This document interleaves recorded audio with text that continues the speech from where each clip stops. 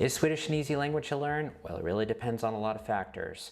For myself, I'm an American coming from Texas, so English is my native language, and there is a lot of overlap in the Swedish language with English.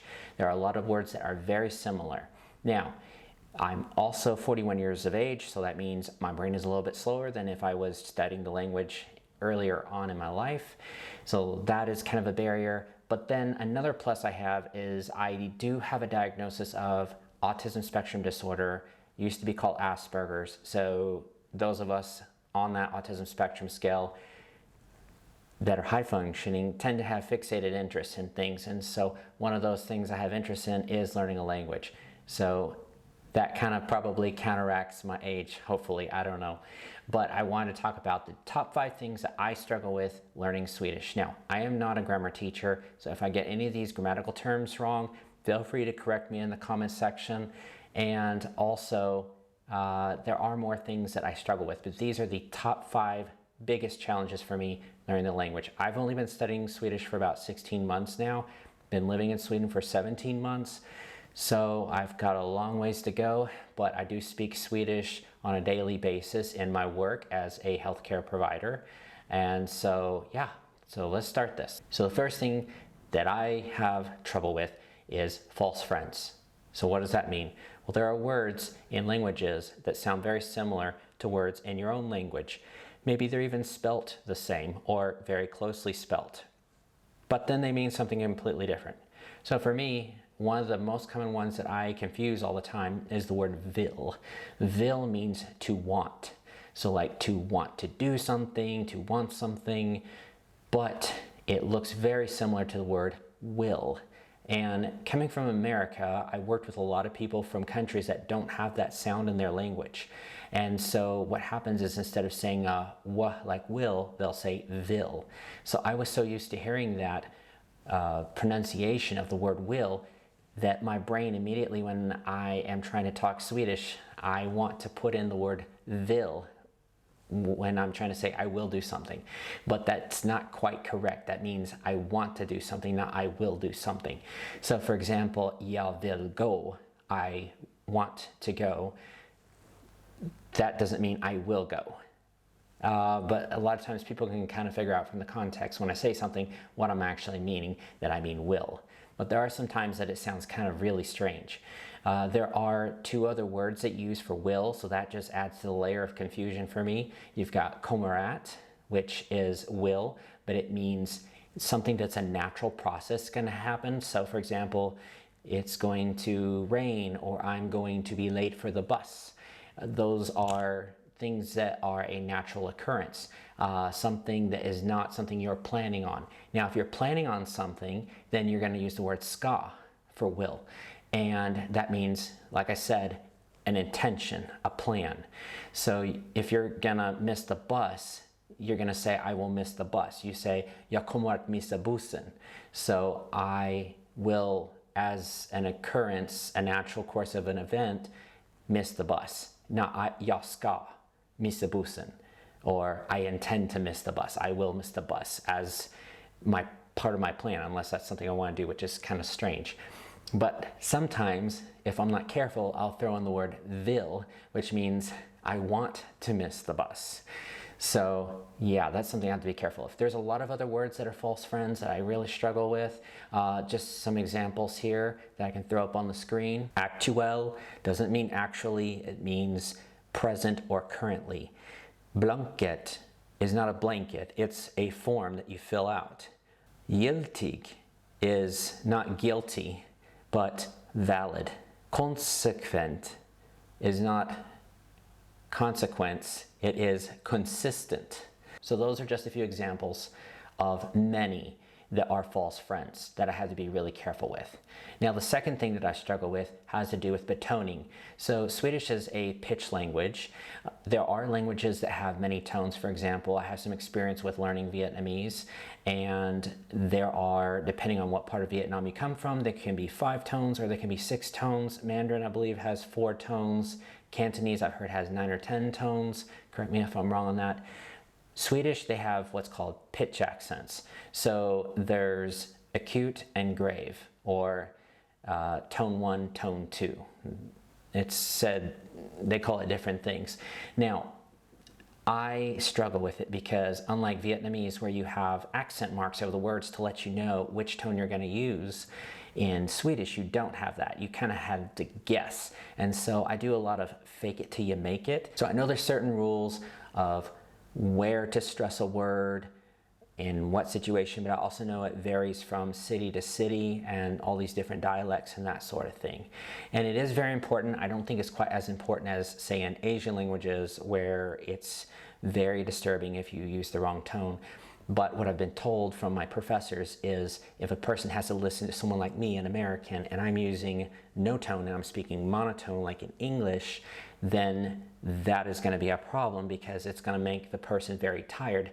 And the analogy was given, a person who's learning English that is a native Swedish person, who maybe they're not real good with English yet, they will start to talk like this up and down with their voice all the time.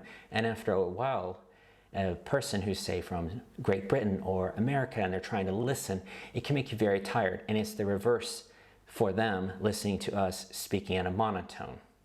So there are some words, though, that are very important to use the right tone. So I'm sorry with my accent here.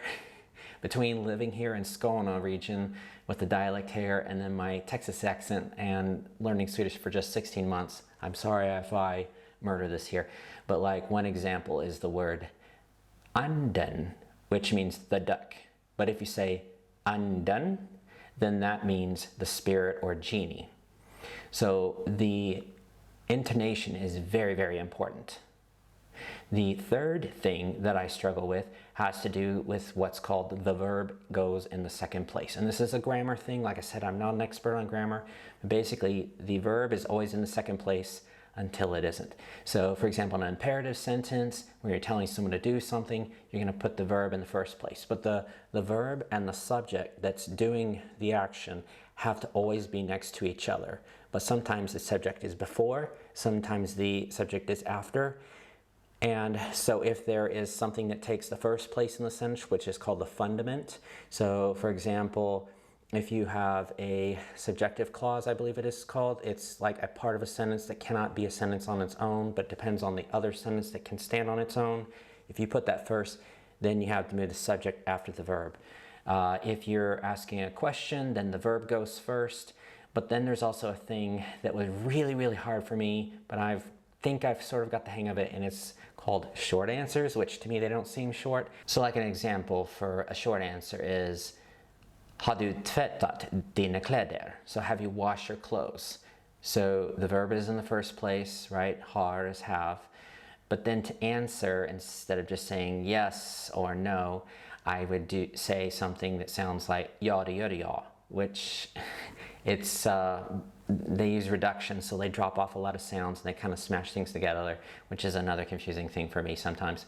But it's ja, det gör det ja. So yes, that, yes, did I that?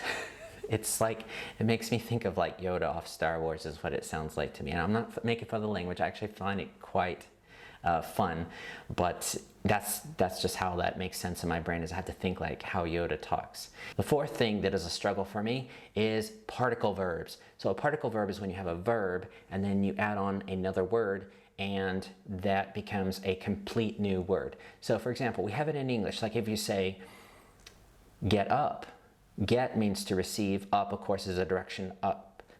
That doesn't really make sense together if you say like receive up.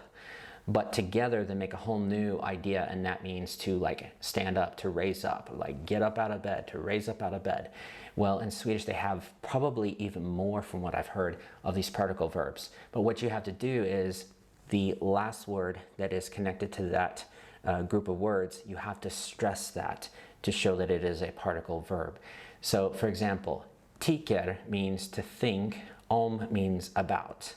So think about, but if you say tycker om, where you stress the om, then it changes it from think about to like something. Jag tycker om henne, I like her. So that is kind of tricky. Just to give you an example of some that I really struggle with, there is the verb känner. So känner means to sense, feel, or know. Känner igen, or feel, sense, know again. Together, that means to recognize. Känner på, or to know on, means to feel, but it's more like you're palpating like someone's skin and you're checking their pulse, that sort of thing. So you feel their pulse. Känner till means to know of someone. So jag känner till henne, I know of her. I've never met her, but I've heard of her. Känner av means to feel or notice, as in feeling an old injury. Känner på sig is to have a feeling or suspect. So it gets very complicated. There's all these little nuances. So I really struggle with that. The fifth and most difficult thing I have to struggle with has to do with where I live. So I live, as I said, in the Skåne region of Sweden. So the way I can give an analogy would be, Skåne reminds me a lot of the South in America. So we talk a little different in the South in the United States. Some people like it, some don't. I come from Texas. Some say it's a very endearing type of way of talking. But we draw out our vowels a little bit more. We've got special words that we use, a very colorful type of speech patterns. Now, here in the south of Sweden, they speak Skåne, or I should say skånska. And so it is a dialect. They have specific words. They stress their vowels differently. They even pronounce some of the consonants different. And so I have found that to be a huge challenge. It almost felt like when I first moved here, like I'm having to learn two languages at the same time. So that was really hard, because I was learning rikssvenska, like a more standard type Swedish, and then having to take care of patients who live way out in the middle of nowhere, you know, half an hour out from, I live in Helsingborg, and then drive 30 minutes from there out in the country. And it reminded me so much of being back in Texas and driving out in the country, and they have like a completely different way of talking, and it's a little bit more slow pace as well, a little bit more laid back, I felt like. And so now I've actually developed quite a fascination with skånska. I would love to be able to speak it. I'm not good at it. I've got a coworker at work who's been trying to teach me words, and it's quite funny because I really do struggle with trying to form my mouth and make these sounds. And so I think I just got to work on my muscular structure in my mouth to be able to say those words. But just to give you some examples of some of the differences. So for example, in normal standard Swedish, smörgås is a sandwich, but macka is what they say here. Some other examples, fubik is a skånska word for idiot. Wheelbarrow in the rest of Sweden is skottkärra, but down here it's rullebör. And I am so sorry about my betoning. I know it's really bad. I'm still working on it. So those are just some examples. So I'm really trying to fight through and get good at this skånska. I think my hörförståelse, my listening and understanding, is actually getting a lot better, faster than my speaking ability. So I would love to hear from you guys that have studied Swedish. What do you think was hardest for you? There's some big differences if you speak English as a native speaker versus, say, we have a lot of people here from the Middle East who speak Arabic, or some from other countries in the Middle East that speak other different languages. And there's not really much in common with Swedish, and so for them it's an extra challenge. But for me, coming from America, speaking English, these were the things that were difficult for me. So thank you so much for your time. If you want to see more videos like this, make sure to like and subscribe. Thank you so much for all your support, and don't forget to leave a comment down below, and you'll have a wonderful day. Take care.